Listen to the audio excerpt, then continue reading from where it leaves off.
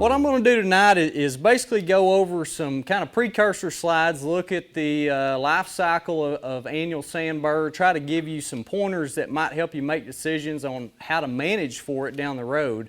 And a lot of that work was actually passed to me from Dr. Manicheri in the back from Dr. Murray. Dr. Murray did quite a bit of work, and I don't know if that's who your last speaker was, but he did a lot of work in sandbur. And then I'm going to show you some pictures. We all like looking at pictures instead of lots of words on slides, right?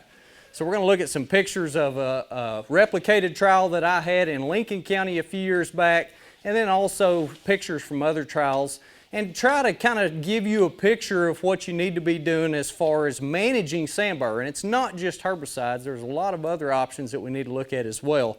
So let's get into it. As Greg said, if you have questions as we go through this is very informal. Please stop me and ask. I'll be glad to stop and talk about it a little bit. So again, if we look at the habitat of sandbur, as the name implies, of course, we typically are going to find it on sandier type soils. We get onto those tighter soils, we don't see a lot of sandbur. We do have three different types of sandbur here in Oklahoma. Field sandbur, long spine sandbur, and southern sandbur. Field sandbur is probably one of the most common, and for purposes of tonight, we'll just call them all sandbur because we would treat them very similarly when it comes to control.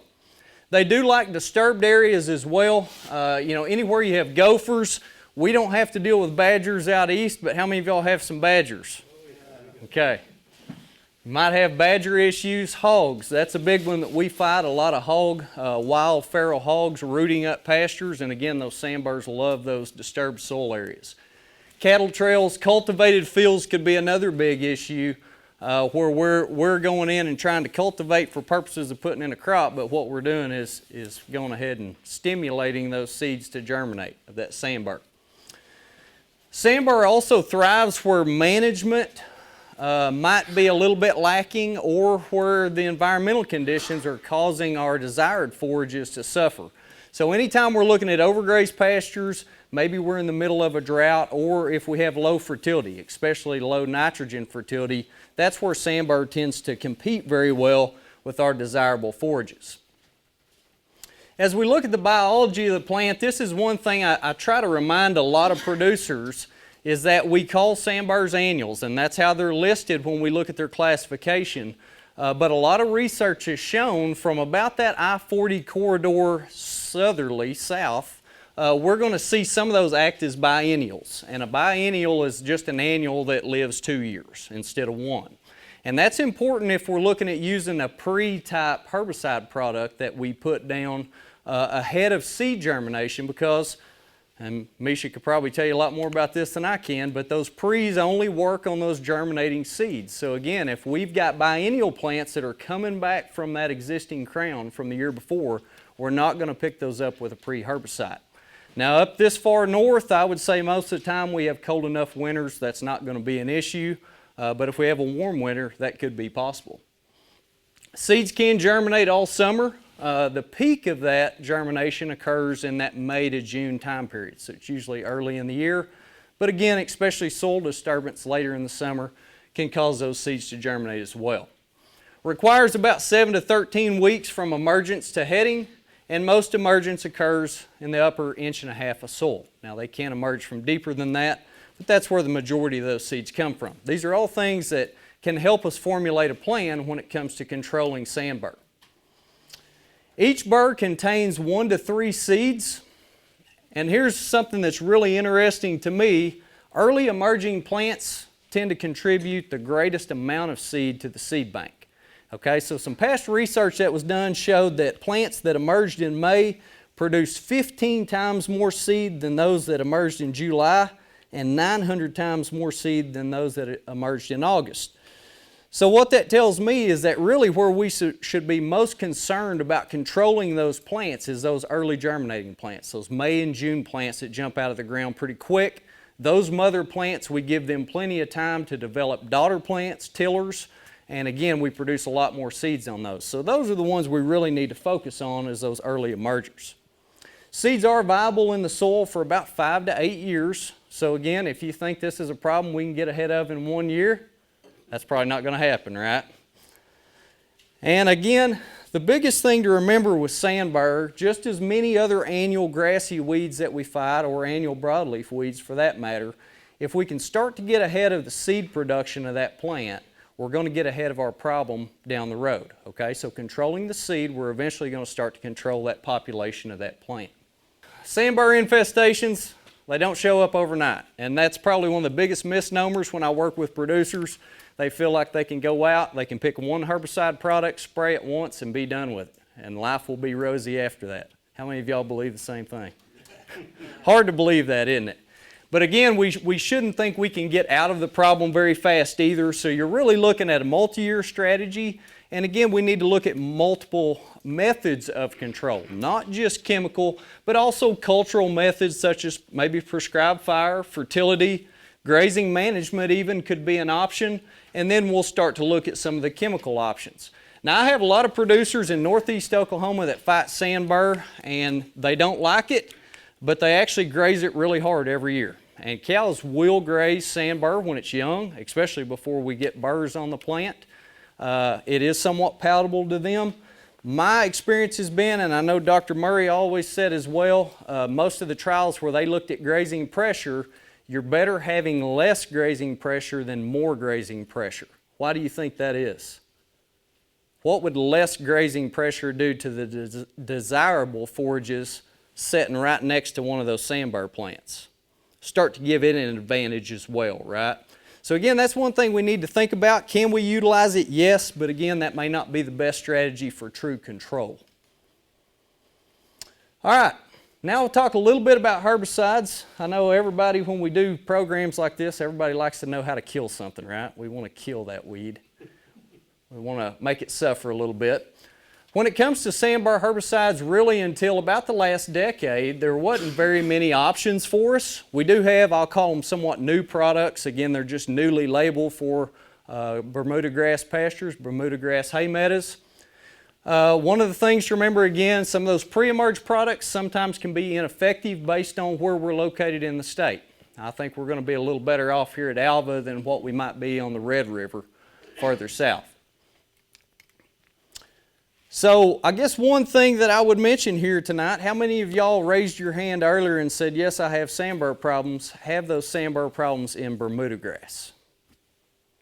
Okay, how many of y'all have sandbur problems in other forage species? Native grass, a World Bluestem, crabgrass. I mean, Greg was talking about crabgrass earlier. That can be a little bit of an issue because that really limits our options when it comes to chemical control. Most of what we'll talk about here tonight is specifically labeled for use in Bermuda grass pastures, with one exception, and I'll show you that as we get back a little further. That would be the Amazopic or the plateau that I'll be showing you in this trial. That can be used on native grasses, specifically big blue, little blue, Indian grass. It's not very conducive to keeping a switchgrass stand, and then also when you get into some of your midgrass species, that's going to be somewhat harmful to some of those as well. So again, the important thing there is if you have a native grass stand and you're thinking about going the chemical control route, better read the label. Make sure that the grasses you have in abundance out there in that native stand are not on the label as something that would be injured. All right, some of the past research, there have been a lot of other trials that showed good performance from label options.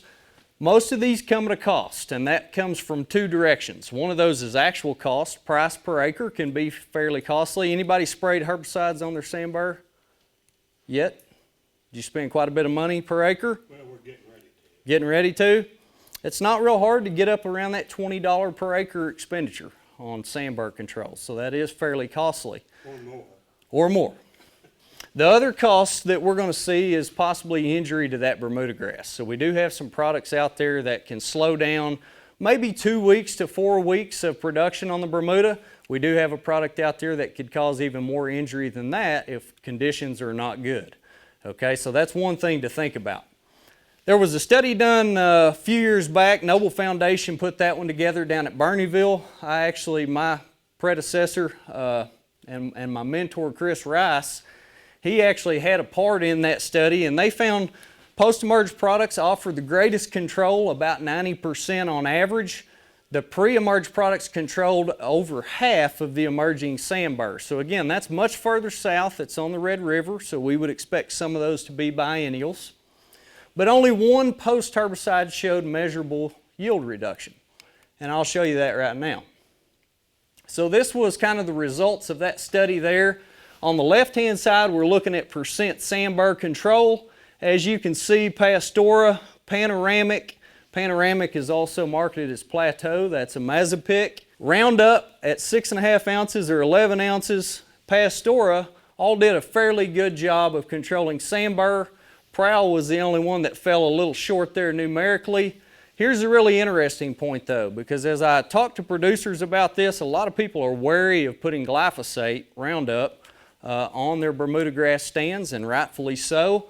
But what you might notice is if we look at the actual yield loss caused by these post-herbicides, what do we see?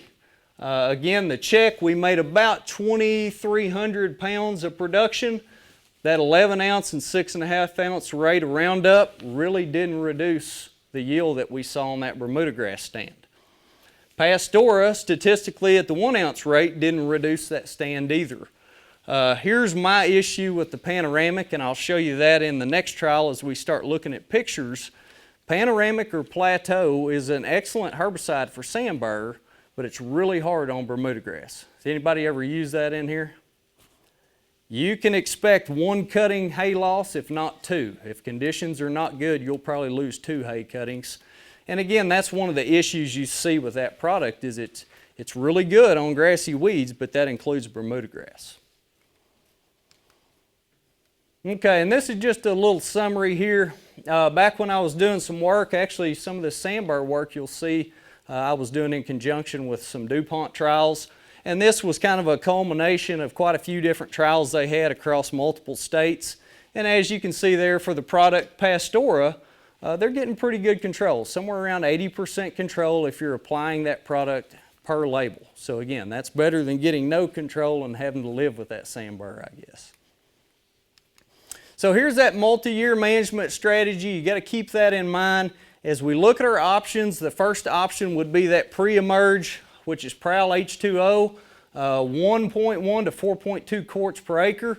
I've tried to include the prices up here at these labeled rates. And you can see there again, as you start to get to that upper end of Prowl H2O, that's a pretty good chunk of money that we're spending to get that pre put down. Dr. Manicheri told me earlier that currently with Prowl we have that supplemental label through, did you say the end of April? Yeah, April 30th. So you can apply that through April 30th. Hopefully at that point we'll have a full label for use in forages, pasture.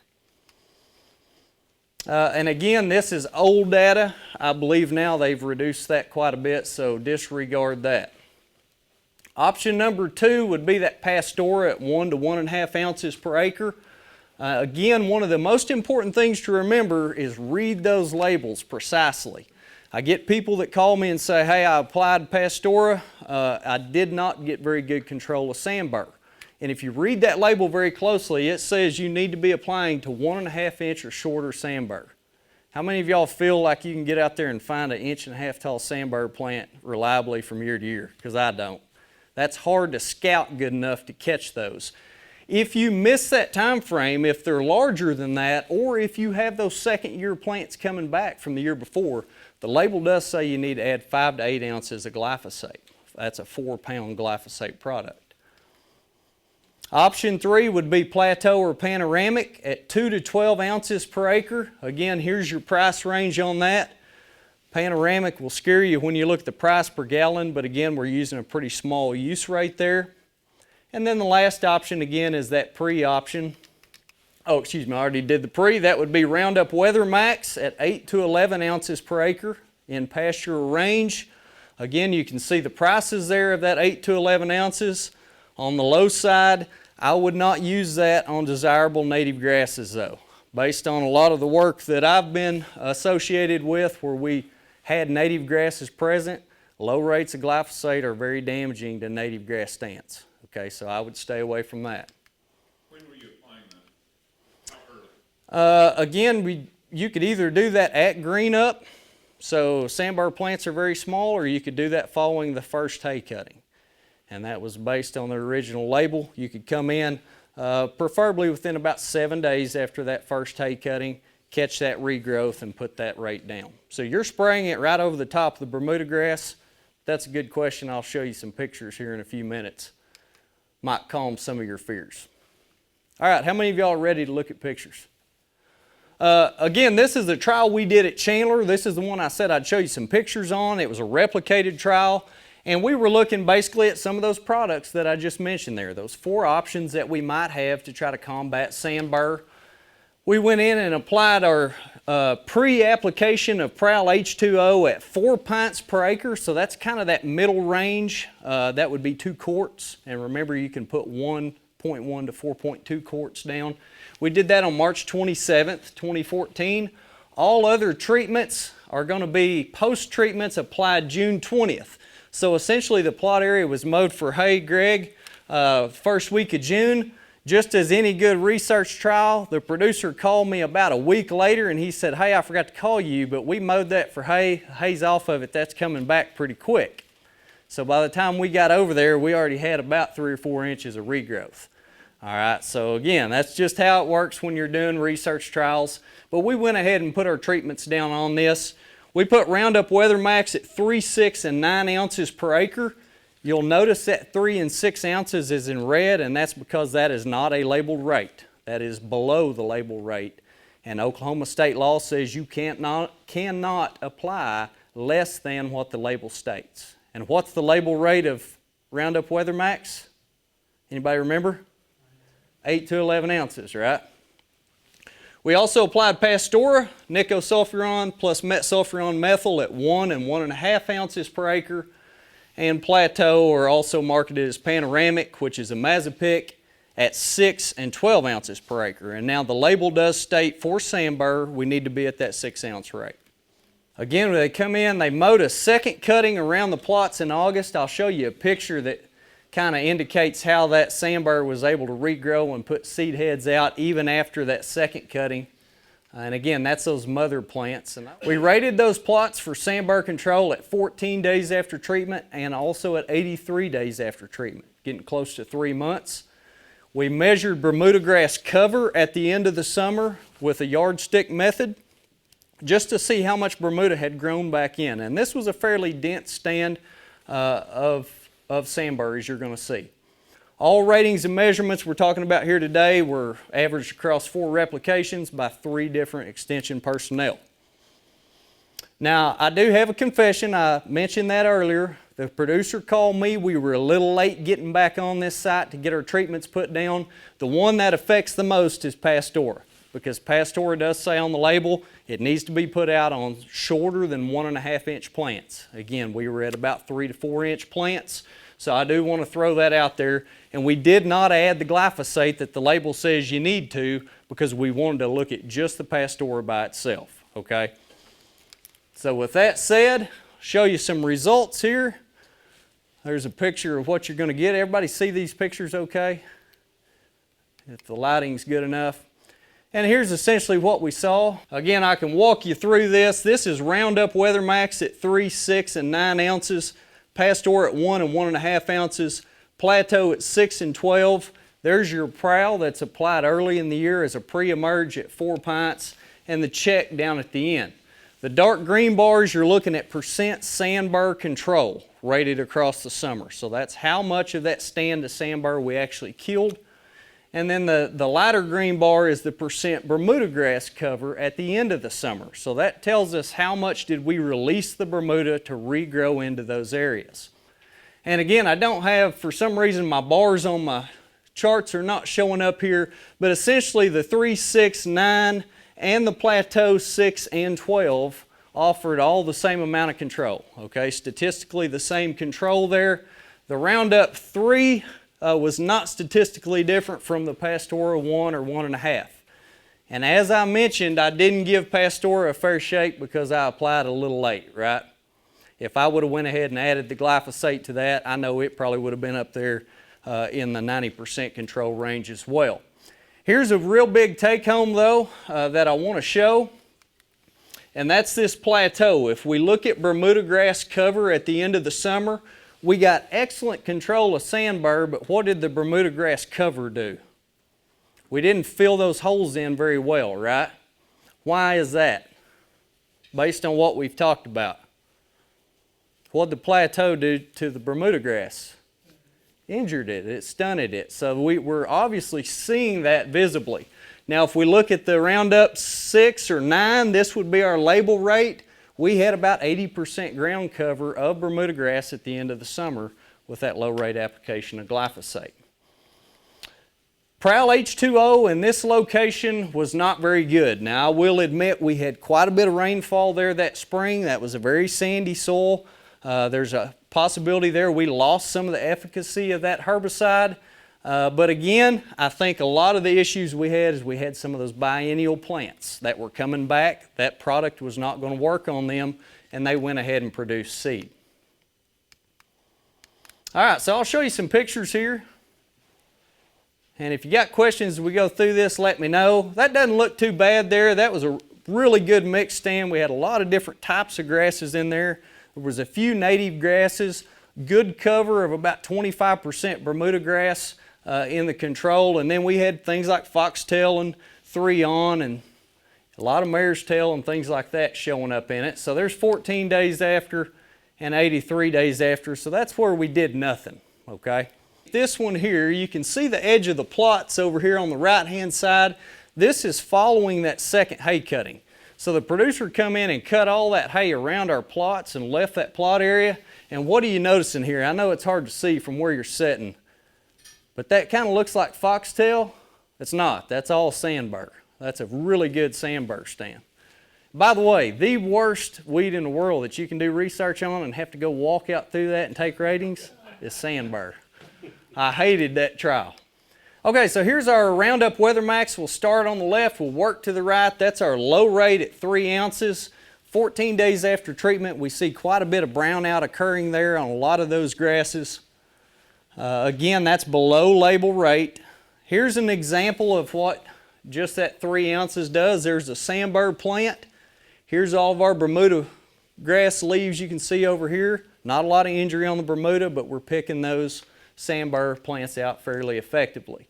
There's 83 days after treatment for that first treatment. Here's the 6 ounce at 14 days.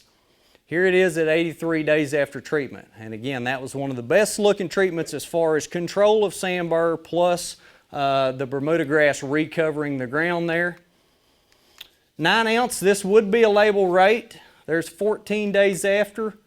And here's 83 days after. And what I did on this picture, this is the worst replicate of that 9 ounce rate. So that's the worst Bermuda grass stand that we got with a 9 ounce rate. And again, that would be a label rate for you.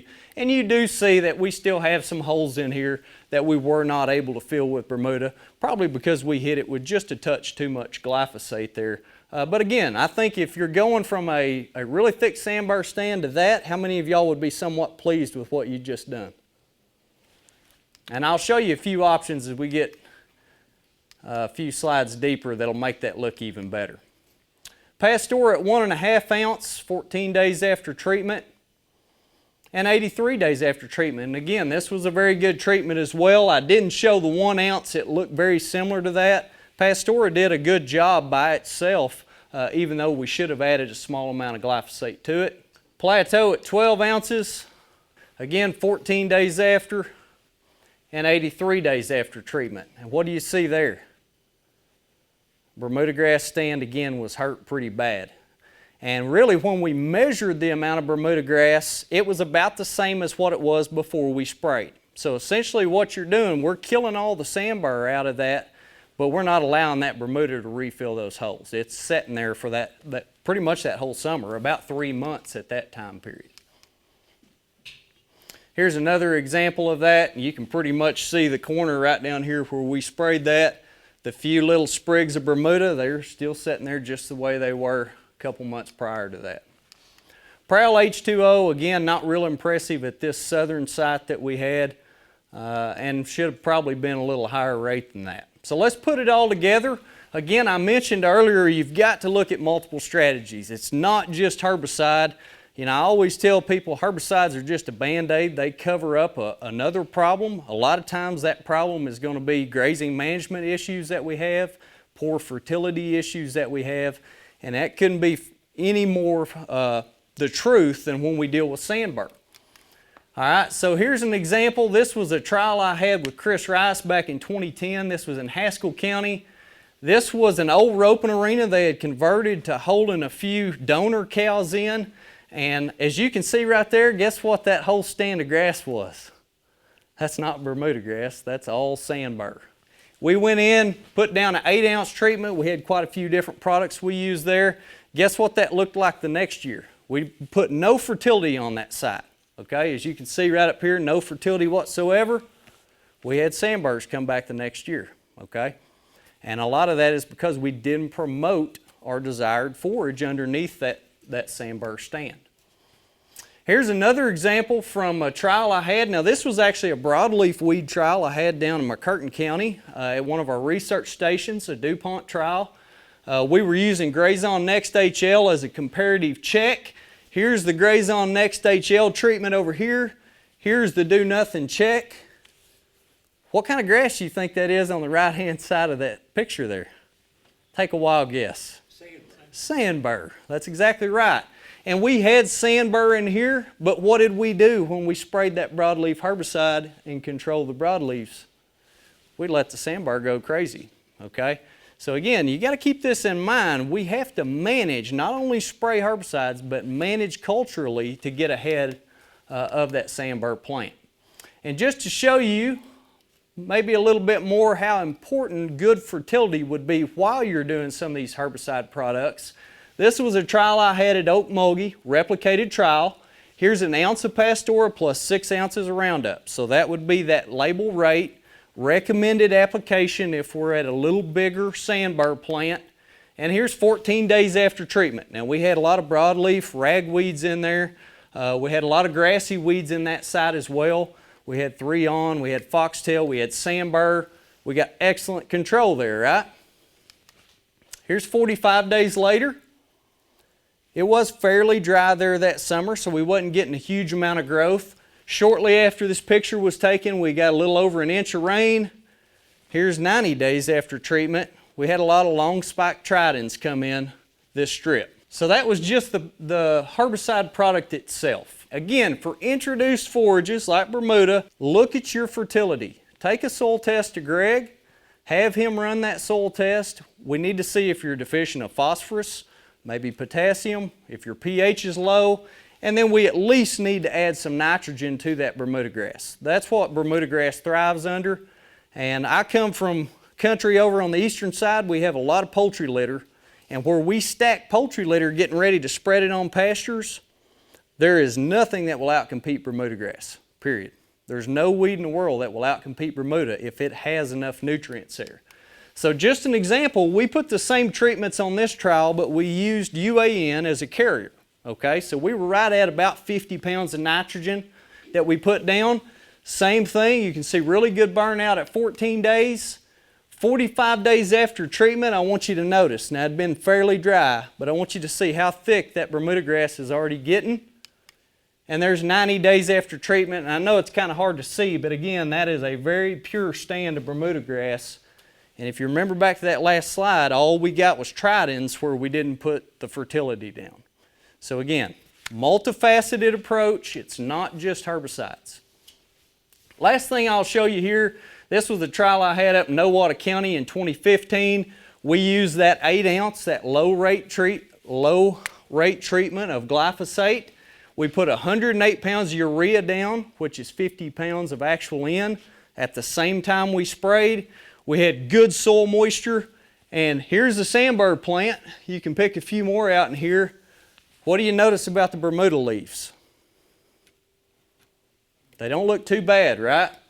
And even when you were there in person, there's one there, here's one here, you really had to go around and get down on your knee and look to find that damage. So again, Pastora is exactly the same way. If any of y'all have ever sprayed Pastora and you said, I got quite a bit of Bermuda damage, a lot of it goes into the past management of that stand, okay? If that stand's been treated right, it's under good fertility and good grazing management, you probably won't see a lot of long-term damage from Pastora or from glyphosate. If you've overgrazed it for 6-8 years in a row, you haven't fertilized it, you're probably going to see quite a bit of damage. So again, to kind of summarize what we've talked about here, determine the severity of the infestation. I deal with a lot of producers down on the Red River that have 90% stands of sandbur, and they just absolutely, they don't want to spray the plateau, the pastora, or the glyphosate because it causes damage to the Bermuda grass. Well, if you've got a 90% stand of sandbur and you want a Bermuda grass pasture, you have to take some injury to get ahead of this problem, okay? Again, multi-year approach, we've got to remember right here, this mid-south or mid-Oklahoma and south use those post products. And that's why where I'm at, my multi-year approach that I tend to recommend is go with a post-type herbicide in year 1. That's going to get any sandbur that's emerged, any sandbur that's above ground. Doesn't matter if it's a seedling, that first-year plant, or a second-year plant. You need to follow those fertility recommendations for that site on Bermuda grass. Give Bermuda the competitive advantage. It's going to help you choke out some of those future seedlings that might come up of the sandbur. One thing I've been really curious about is using spring burns to your advantage. We do know, based on some of the stuff we've done on one of our research stations, that spring fire does tend to encourage those seeds to germinate. I think that could be a really useful tool to get more seeds to come up and get better control in that year 2, okay? So we could either use a pre-product like Prowl that we would put down early, or we could use a post-product again in year 2. But just remember, it's not a one-year approach, not a one-year strategy. It's going to take more than that. So with that, that kind of wraps up what I have. I know that's probably not the best, but I have the specialist back here in the back that can clean up what I've said. pH would play a role. Most of the research that I have seen as far as soil parameters go shows nitrogen is highly involved in that stand of sandbur. Now I do know Chris Rice and Bob Woods, as you mentioned earlier, they had done quite a bit of work where they looked at just using fertility to get ahead of sandbur, and their indications were sometimes that worked really well, just heavy fertilization of nitrogen. Dr. Murray even said that as well. But on some sites, you tended to make a better stand of sandbur. So I don't know that I can answer that fully, but yes, pH would be important to keep your Bermuda healthy, P, K, and nitrogen. Those would be the main things I would be looking at. 5.7 is where we start recommending lime. Really, when you start getting down around 5.3 or 5.4, it's not going to be near as competitive with, say, a sandbur stand. But yeah, I would lime at 5.7. Over the top. Over the top. And that's possible. You know, we do see a lot of broom sedge issues and things like that where pH is low, and that's because it competes really well in that environment. And Bermuda grass doesn't compete as well at that low pH. So it's very possible we'd see more sandbur on low pH sites.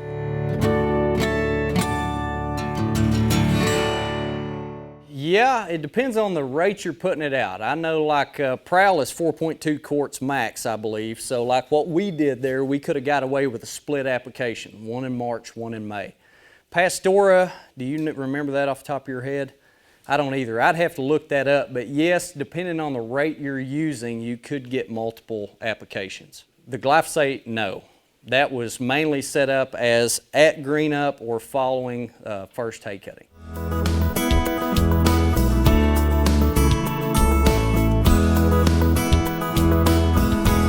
That might be an option where you could even look at, you know, using a pre-early there, try to pick up what, or excuse me, use that post and try to pick up what you could, and then even look at maybe a fall burn.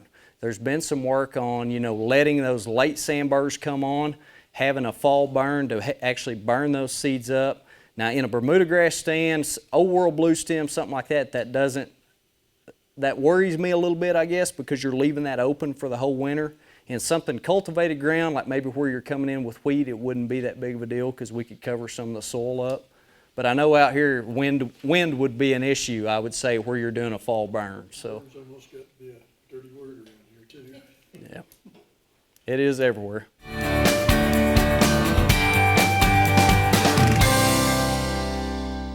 You always, if you've got other varieties besides, say, common, you need to be testing, especially the low-rate glyphosate. You need to test that ahead of time. Jigs and World Feeder, I don't know how much World Feeder you get out here in this country. World Feeder is pretty susceptible to that low rate of glyphosate. Midland 99, I've had a trial on it. I would rate it fairly close to what this common was. But again, there are some differences there as far as herbicide tolerance.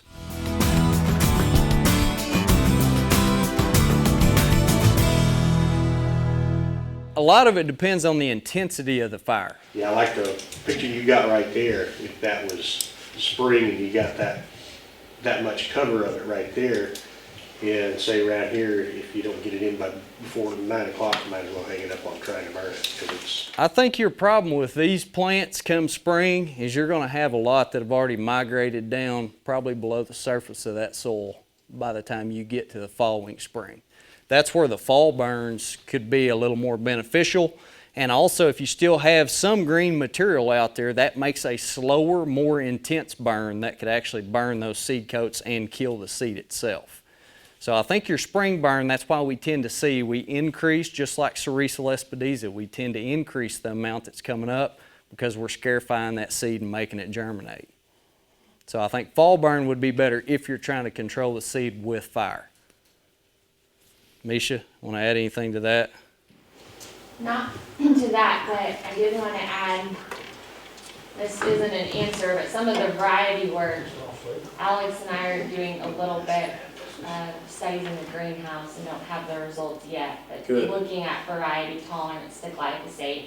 And then the other thing I was going to say, which you and I already talked about, is I know that 6 fluid ounce per acre rate looks really good, but we don't have glyphosate resistance in Sandbur yet, and it may work for you for a couple years, but I think we'll select for resistance within 3 to 5 years. And I don't want Oklahoma to be the first state in the country where we say we have glyphosate resistant Sandbur. It really makes me look bad, and Brian and all of us. So I think if that's a treatment that works for you and you have a variety that's tolerant, you do need to be closer to that 8 fluid ounce rate if you want to go low. And that would be for, you use Weather Max, so 4.5 pound formulation. And then maybe that's your low investment year. So I'd like to see that treatment every 2nd year or every 3rd year. And maybe on your 2nd or 3rd year, you invest in something else like Prowl or Pastora. I know there's more expensive treatments, but I like the Roundup application. I just don't think the longevity of it is there if we use it every year. I agree. And I was hoping you would talk about that, seeing what your topic was following me. But yeah, that's a great point. And I do want to point out, everywhere we've had that 8 ounce, even that 11 ounce treatment where we fertilized at the same time, again, it looks as good or better than 6 ounces with no fertility, okay? So if you take care of that Bermuda as you're spraying, that 8 ounce to 11 ounce is not going to damage that Bermuda that bad. And again, I'd like to have a few trials where I look at actual Bermuda release, measure the yield. That Noble trial did that. Just remember, 30 days later, they saw no decrease in yield with those treatments, even that 11 ounce treatment.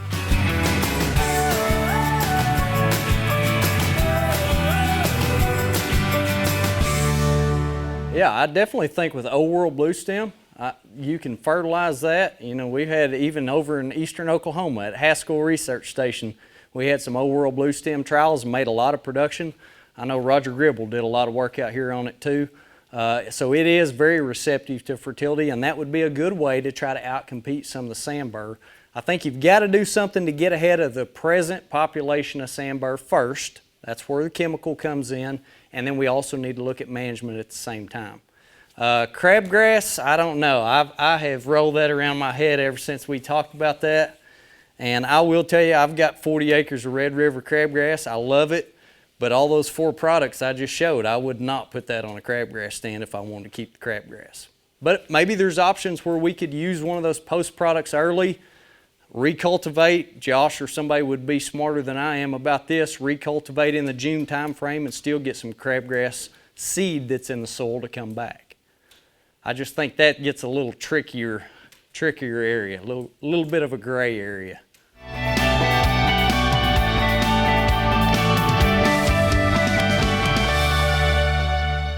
Really the only option by label would be the plateau or the panoramic.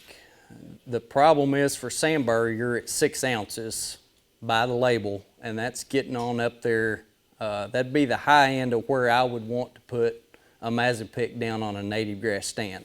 And I don't know the native grasses out here like I do over east, but if it's not tall grasses, you really need to look at that label and make sure we're not going to cause some damage. Because again, silver bluestem, some of those that are not desirable, we actually have a lot of activity on it with a Mazapick. So there's going to be maybe some of the grandmas and things like that that you're going to start running into out here. You'd have injury on those as well. I think native really comes down to just proper management. Probably fire and grazing, try to get back to that. Maybe the fall burn if you think you can get away from it. Again, it's not as easy as the Bermuda grass.